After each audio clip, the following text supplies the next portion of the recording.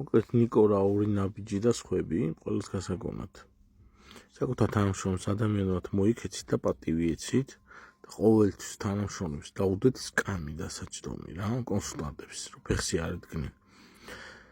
სხვა შემთხვევაში მე გავეცი ადრე კონსულტაცია, სადაც 12 მილიონი დააჯარიმეს მსგავსი თქვენაირი კომპანია საკუთარმა თანამშრომელმა. ეს ბედი მოგიწევთ თქვენს. ყველას ვინც დაჩაგრული ხართ ესეთი კომპანიებისგან გაძლევთ რჩევას, რომ ფინანსთა სამინისტროს საგამოძიებო სამსახურში შეიტანეთ საჩივრები ინკოგნიტოდ. ბოლოში დაწერეთო თქვენი ვინაობა არის ანონიმური.